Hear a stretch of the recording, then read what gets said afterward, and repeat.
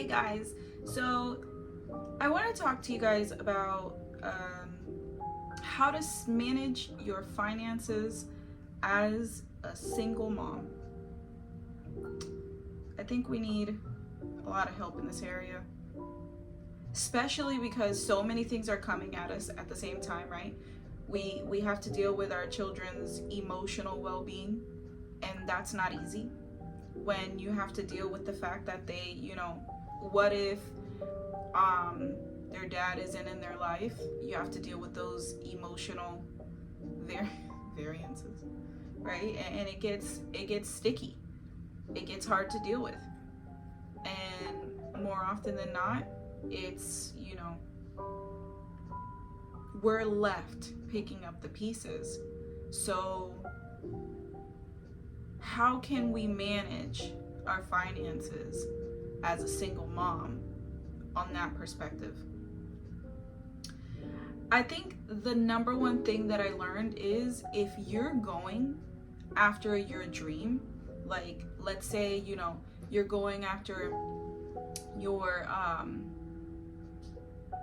dream, whatever it is that you want to go after, you cannot afford to go after your dream without a job. You just can't.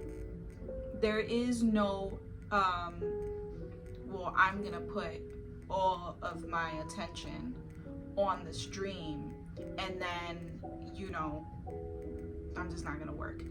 If you don't have like a supportive mom, if you don't have like a supportive dad, if you don't have some type of supportive family, you're not gonna have that luxury. It's just not. I hear so many women say, oh yeah, no, a job is just not an option. I'm sorry, but that has not been my case.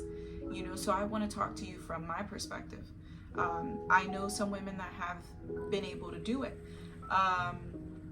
but they either lived with their mom or I'm sorry, I was raised in foster care. I was adopted later, did not have a good relationship with my adopted family, so I had to struggle. I had to do it by myself on my own. And if you have that same story as me, then you need to lock in and listen up, because there is a way that you can still make it and still give your babies everything that you want to give them,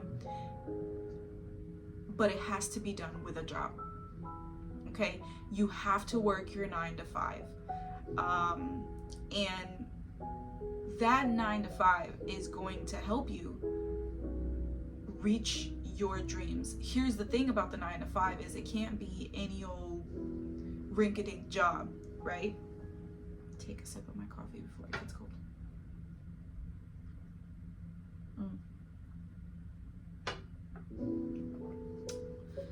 So it has to be a job that aligns with what you're already doing, right? So let's say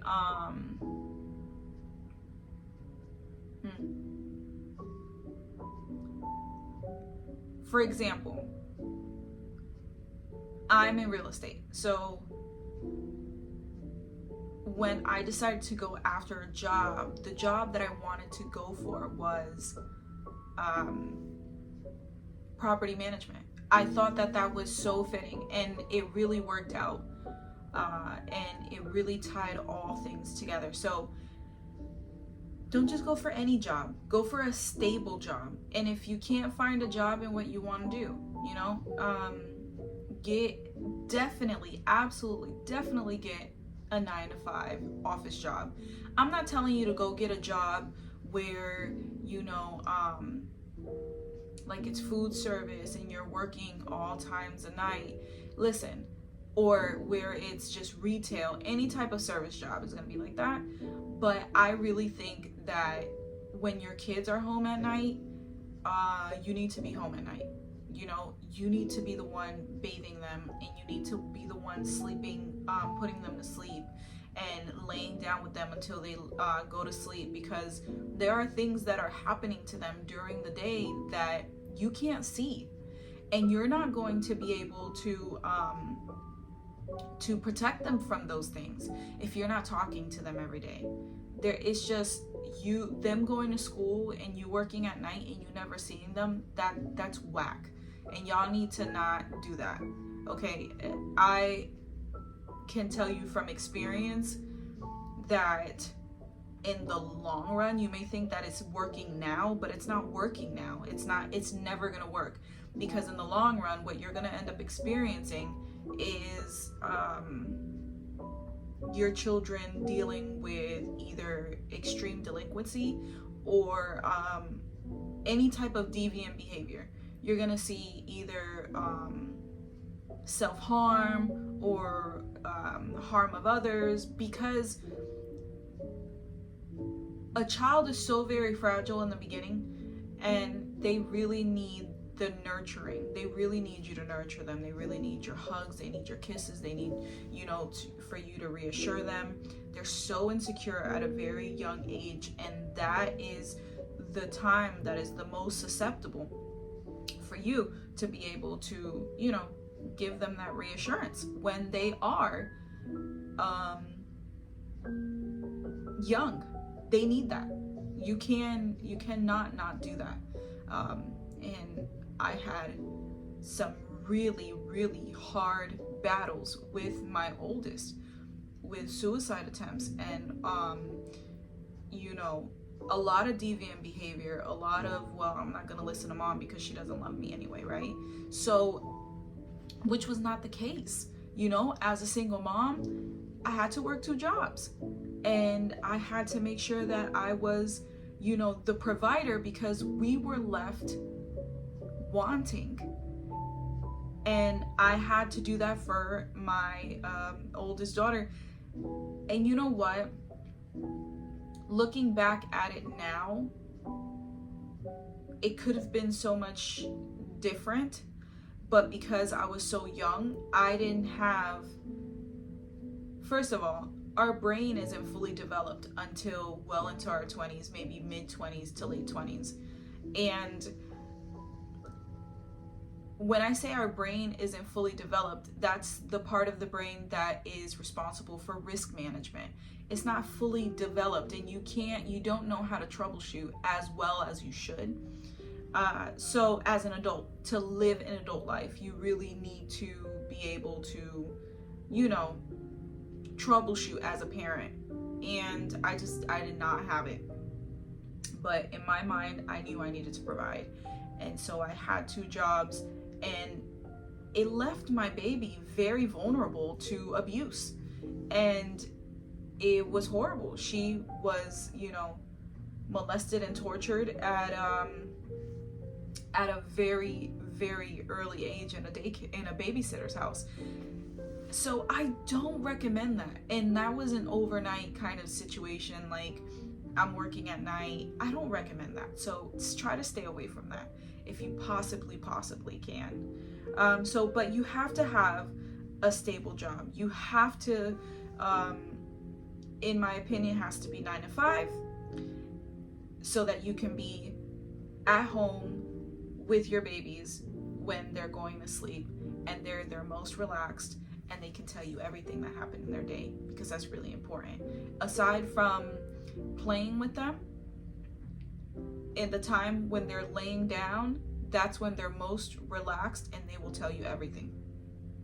So, second, you need to find a cheap rental. Again, you know my story. So this is not for the single mom that has support from her parents, I won't knock anybody's hustle. I won't knock anybody's, struggle, but it's a different type of struggle when you're really doing it by yourself. It's a different type of struggle when you really don't have anybody, not even mom, to lean back on. Like, you have to grind. You have to, really hustle. And so that brings me to my next point. Second on the list would be, you absolutely have to find a cheap rental. There is no reason why you need to have a 3-bedroom house, unless you're on Section 8 or something. You need to find a cheap rental, because this house is supposed to be the temporary home that you're in while you're building your dreams. It's not supposed to be, your forever home.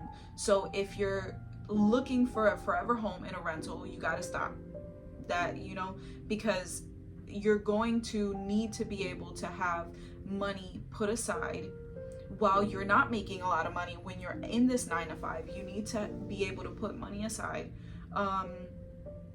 to create an effective budget. You cannot live off of a savings.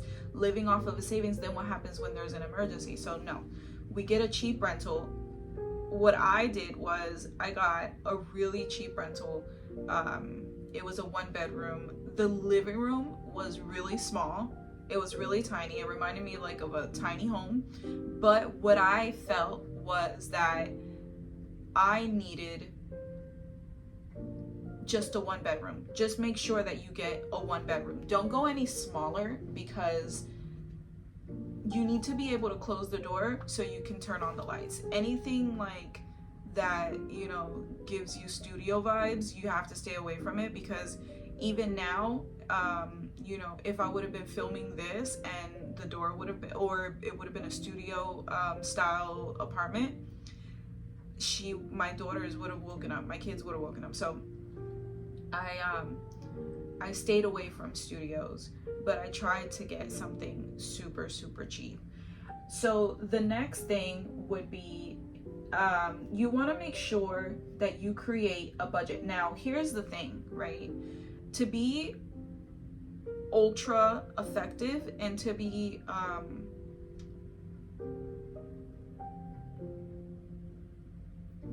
to come out on top in this situation, to be successful, you have to create a quarterly budget. Do not create a monthly budget. Monthly budgets leave too much room for error.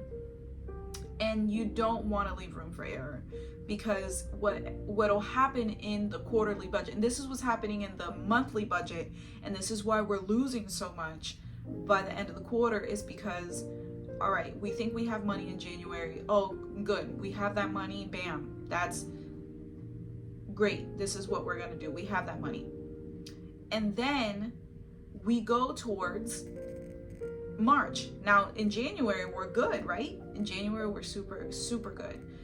But then we have that extra expensive February that hits us that we don't realize, oh shoot, now my savings has dwindled down.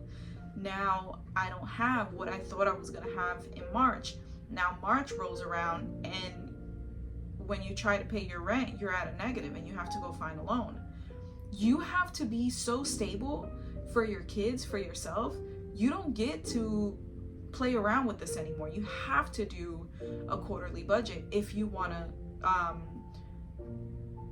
be able to over survive, right? Because we're trying to self-actualize. It's all about making sure that we make it to the next level.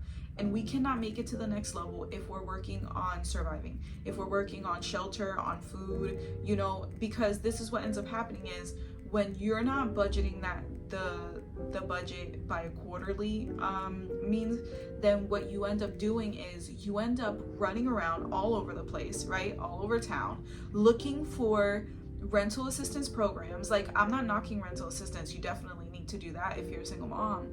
But what is the issue is that when you have to sit at DSS for an entire day just to be able to talk to a worker. And I am in New York, so I'm primarily, when I say DSS, I am talking about the Department of Social Services. If you're in Florida, then we're talking about DCF, but in Florida things are a little differently, right? And which I'm sure that things are a little different in other states. Primarily, the point is that you have to spend an entire day or 2 days or 3 days looking for different assistance programs, maybe going door to door, from organization to organization, trying to figure out who is going to give you the money that you have short for the rent. That is so not cool. And we got to stay away from doing that, because I don't want to do that. I wouldn't want to do that. I've done it. I don't want to do that. So making sure that you create that that quarterly budget and you track your income and expenses, that's so important. You know, I did create an Excel that pulls everything over to the next month and to the next pay period and the next pay period, and all you have to do is plug it in. I'll make sure that I'll give you guys a link. But the next thing is setting spending limits. Listen, setting spending limits it ties all in with tracking your income and expenses and making sure that you create that quarterly budget. Start with a quarterly budget. Once you have graduated the quarterly budget and you feel like, you know, you're in there like swimwear, then you might want to go to a biannual budget. The biannual budget is where it's at, you know, and then making like an entire year's budget. But graduate. Don't get there. You know, you start first grade, then second grade, then third grade, right? You don't go from first grade to fifth grade. So don't push yourself. Have grace on yourself, you know. That's all part of being financially savvy, is having that grace on yourself. The third, what would I say? Let me see. So the fourth main thing would be emergency fund. Emergency fund. Emergency fund. Emergency fund. Girl, get you an emergency fund. Those things are like, it is the latest iPhone. Emergency funds are so much more on point than anything else. You listen, the thing that's always hit me has been emergencies. You don't want to get to an emergency and have absolutely no funds to help you fix it. You know what? The average car repair is anywhere from $500 to $1,000. How are we going to be able to cover the rent and take care of this emergency if you're already on paycheck to paycheck? If you're on paycheck to paycheck, you absolutely have to, you know, get it together, because you're not going to be able to survive on a paycheck to paycheck, and out of nowhere you get hit with this emergency that you have to take care of because for whatever reason, maybe it's your car emergencies. Man, I feel like it's like the thing, and I wouldn't want to get caught with another car emergency. Luckily for me, my support system is real. Like I got some real ones on my team. So luckily for me, I'm able to, you know, have a ride to work where I otherwise would not have been able to have a ride to work. And I do mean, like, I live an hour away from work with this New York traffic. So yeah, I got some real ones on my team. But that emergency fund is so important. And, you know, having that 9 to 5 while you're building your dreams is going to be really important too, because when you have a stable 9 to 5, that's usually an office job, you usually get bonuses at the end of the year, you know, and those bonuses are awesome because those bonuses kind of put you back on the map. So, my next point would be prioritizing essential expenses. You know, getting your weave done is not essential. I'm sorry, I don't know who needed to hear that, but getting your weave done is not essential. You know, not if you're gonna put it on credit and then your credit is gonna start going down. Listen, that credit is A1 steak sauce. You have to make sure that you have good credit, because without good credit, your credit is like your boyfriend. You have to start seeing it like that, right? Because if you don't, then you're gonna keep screwing around with your credit, and then you are not going to be able to do anything. You cannot be your own support. And at this point, you have to be your own support. This is the whole reason why we do, you know, a job while we're trying to self-actualize and have all these things. You have to make sure that that you prioritize your needs versus your wants. You need the rent, right? You cannot keep buying clothes, going to get your nails done. I was dealing with a tenant the other day, and God help me, I was trying to save her from getting evicted. But what I came to find out was that she was a young girl that always had super elaborate nails. Guys, unless you're doing it yourself, everybody knows that these super elaborate nails are very expensive. They're very expensive. One time, my daughter got these super elaborate nails, and it cost me $120. I was not happy. And I yeah, she got yelled at. Like, no, you ask me. You ask me. It's already enough that I'm getting your nails done. But you ask me next time. We're not doing all that, okay? So you have to prioritize. When you go shopping for some clothes and then you can't pay your rent, where are you gonna put all these clothes at?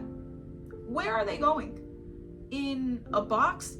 In a storage, if you can even afford it, you know, because storages are not cheap, okay? And it's expensive. So prioritize. Now, next point is explore government assistance programs. I was talking to a guy the other day who retired his mom, and his mom is now, you know, she's not working anymore, and I was like, you need to get like food stamps.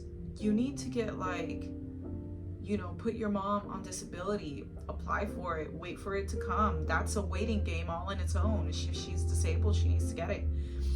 And he didn't look like he really wanted to hear too much about the assistance. And I'm like, man, pride comes before the fall. If you're a single mom, you need to get every piece of ounce of assistance that you can possibly get. If you can qualify for WIC, get that WIC, girl. If you can qualify for food stamps, get the food stamps. Do you know that food stamps kept me on the map? Do you get what I'm saying? If you can get child care, get child care. Get it and stop playing around, you guys. This is important, okay? Another thing about government assistance, right, is going to school and getting the Pell Grant. There's so much money in school, you know, whether it's scholarships, that's not money that you're gonna have to earn that money, but there are so many grants.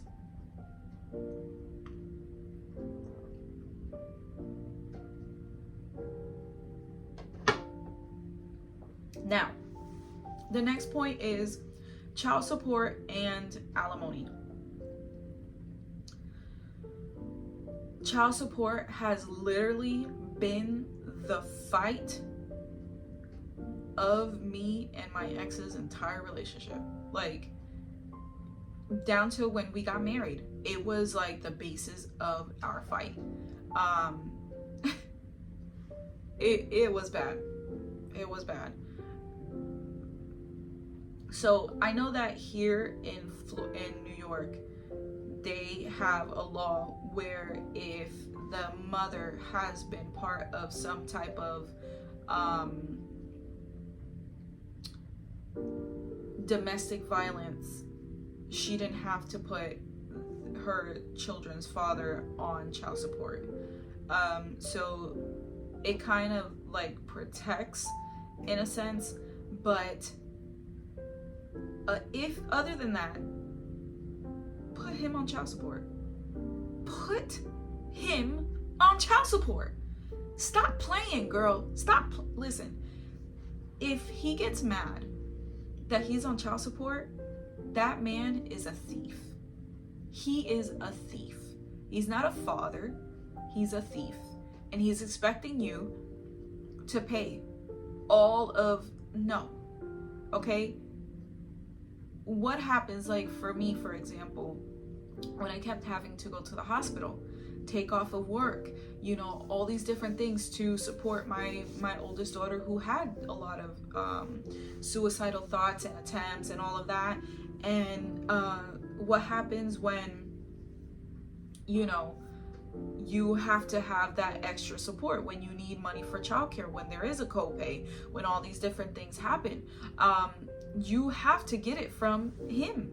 He is responsible for that child. That is not just your responsibility. And don't you dare feel guilty for putting him on child support. Cut it out. Like, y'all, you have no idea the trauma that I've gone through because of child support. Put him on child support. How dare he think that he's not supposed to provide for his children because he doesn't live with you, because you guys are not together. I don't need to be with you for you to provide. I remember my ex once told me, why don't you get your boyfriend to pay the child support? My boyfriend is not responsible for these kids. You get what I'm saying? And I was a younger girl at the time. Ooh, child. But put him on child support. Alimony, I'm gonna leave that there. I'm not trying to kill him. I just need him to take care of these kids. He doesn't have to take care of me, but he can take care of his kids. Okay? So my next point would be education and career development. You have to make sure that you're bettering yourself. You have to make sure that you're doing this for your kids, because more money means more stability. Bottom line. If you have the extra coming in, right? There's a lot of jobs that'll look at you like, you're less than because you don't have the special training from a bachelor's program that probably didn't teach you nothing. I'm just saying. But I think that with a bachelor's program too, it really shows commitment. It shows stability, because for you to finish a 4-year program, you need stability. You do. So definitely go after some career development, whether you're getting certified in certain things. There are colleges that will give you a degree based on certificates and life experiences. So take that into account. The next thing I want to say is insurance coverage. Guys, I am a big proponent of whole life insurance. You have to get it. And also, in getting whole life insurance, that leads me to the next thing. Don't go for one that's super expensive. That's not the goal. The goal is to make sure that you have a life insurance plan that can fit well into your budget, and you don't have to worry about how you're going to make your bills and the life insurance plan. My uncle had a $200,000 plan for $10 a month. When I saw it, I was so mad because I was paying $150 a month for a $200,000 plan, and I was way younger than him, so I'm like, make that make sense, So health insurance. So the thing about health insurance, right? If you're not getting it through your job, I definitely would recommend to get Medicaid. Like, stop the pride. Okay, remember, pride comes before the fall, so we're not trying to get there. So the next thing I would say is negotiate your bills and expenses. I had T-Mobile for the longest, and at the time I was making $58,500 a year, and which, by the way, it's the law. You have to get paid $58,500 in Suffolk County. That's the law. So when I saw that, and my rent, I think at the time, was like $1,800. So making that much money to the debt ratio, it was just like I was throwing away money. And when it came time for a huge emergency, I didn't have it. I did not have it. I didn't have it because I was throwing away money. Then I came and I saw my T-Mobile bill, this ridiculous T-Mobile bill that I was paying $300 for some odd reason a month for. And I said, what am I spending in the beginning? I used to look at the bill and be like, wow, that's outrageous, and still pay it like a crazy person. But no, those days are completely over. If you can find like a bundle, get a bundle. I know here in New York, there's for optimum internet, you can get internet and phone service and get $15 off of your internet and get the phone service for $45 a month. And then on top of that, you can get $30 off of your internet bill, because if you have assistance. So if you're able to apply for this assistance program and it's able to be verified that you get food stamps or Medicaid or whatever, then you also get that lowered. Look for deals like that. Don't stop shopping. There is a Chinese proverb that says that a wise man shops at more than 3 stores for whatever it is that he's looking for. Shop around. Don't settle. You don't have to settle. You know, that's the good thing about a capitalist country, like a capitalist society. We're able to go to many different businesses and shop. We have a market. We have that, and use it. It's at your disposal. So the next thing I would say is save for future goals. You know, I don't like being in a car payment. I don't want to be in a car payment. I don't want it. I'd rather put $1,000 aside, make sure that I have money for if in case the car, you know, needs work done. I have that, boom. But making sure that I have enough savings in order to buy another car, right? So off top, that's $6,000 I need to have at minimum in my savings account to be able to maneuver certain situations, right? You don't want to get caught not doing the right thing because you can't afford it. You can't afford it. And the minute that you start losing on your finances, you have to go running around looking for assistance, like I said. So my next point would be debt management. Don't put everything. As a matter of fact, don't even use your credit cards. I know that people say credit utilization, guys. I've tried 30%. It hit my credit. So you have to, like I said, you have to really treat your credit like your main man. Like he's it. He's it, because he's the one who's gonna be buying you all your pretty things. That's him, that credit. So make sure you debt manage, okay? Make sure that you don't go over the top. Now, educating yourself on financial strategies is a thing. You got to get there. You have to start looking for content to help you. There's a lot of experts that you can get, advice from. You can read books. There's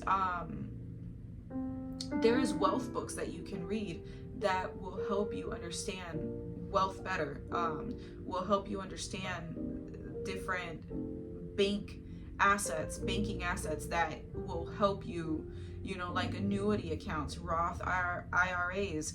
These things are really valuable because when you get accounts like these, you become the bank to the bank, and then you get to charge them a margin. And when you're charging that margin is the interest, right? So, all right, I'm going to lend this to you, but what are you going to give me in return? And there's a lot of places that you're able to, do that with. And there's a lot of accounts that you're able to do that with. So you want to make sure that you're really jumping on board with that. And last, but absolutely not least, I have to say, guys, seek support and community.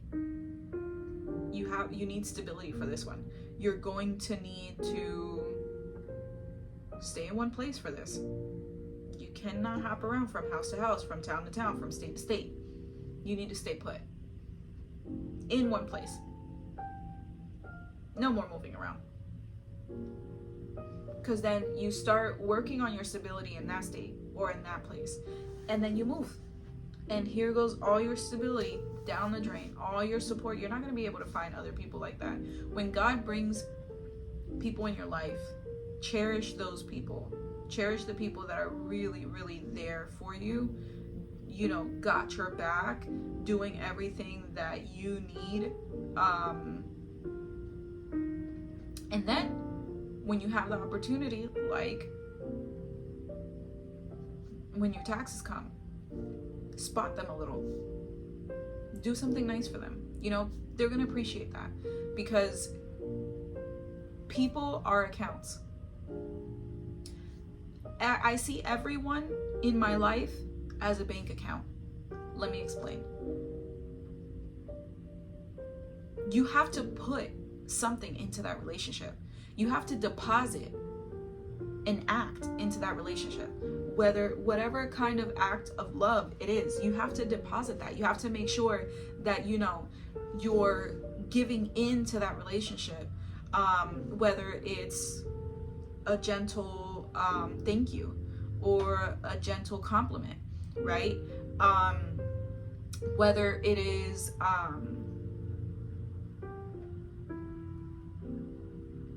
honestly a card, a box of chocolates, a coffee, you know, doesn't always have to be gifts. You could try to be there for them. Hey, can I help you with that? Right? If you're on that personal level with them, you could give them a hug, but you know, not that I'm very, very, very affectionate, but not everyone is, right? So we want to make sure that we're keeping these things appropriate. Take them out to lunch, right? And it's not always easy when you don't have the money, but when you start thinking in terms of long term, I need to nurture this relationship so that I can keep receiving fruit from this relationship. You have to do that, because people are accounts.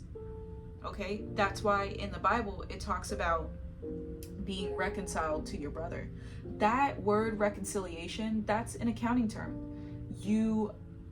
When you are reconciled to your brother, what it's saying is you're taking this account and this account and you're reflecting them. You're putting them together to see where the discrepancy is, so you guys can fix it and you guys can forgive each other. So I didn't get this from myself. This is definitely a biblical thing, that people are accounts, and love is currency. And the more love you put into a relationship is the more you know, money essentially you're gonna have in that account. However, the more that you show up late to work, right? That's your relationship with your boss. The more that you're not doing your work, the more that you're not picking up the slack. In that sense, you are putting a debt on that account. So, and even with your friends, the more that you gimme, I don't give you nothing, we're gonna have to work on that and fix that, because we really need to make sure that we're nurturing our support system. And our support system is what's going to give us everything we need. If there's rules, right? If they have rules to whatever it is that they're doing, we have to respect their boundaries.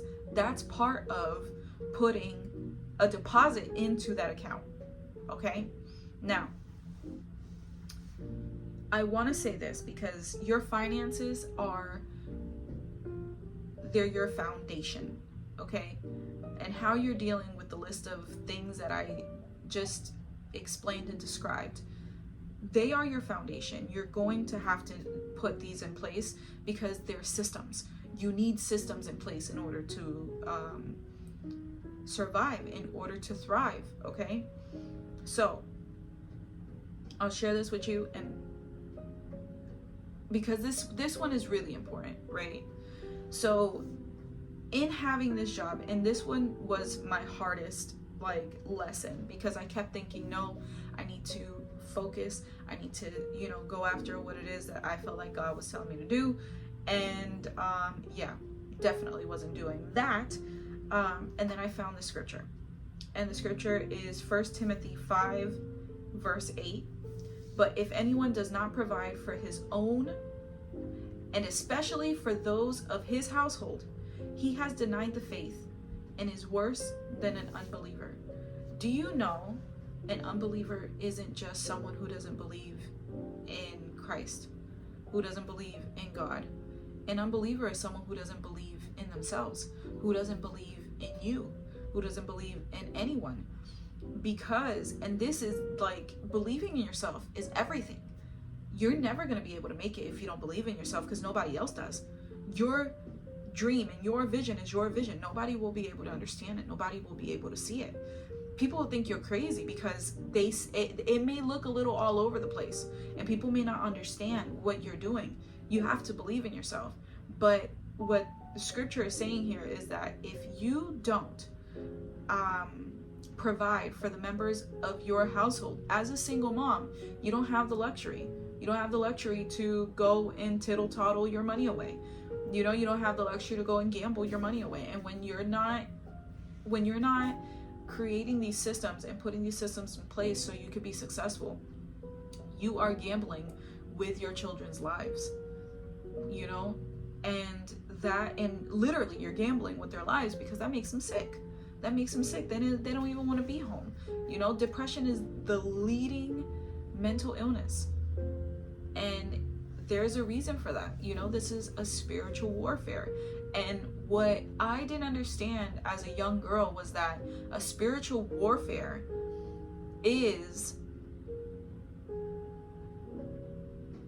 it results in the physical, because everything in the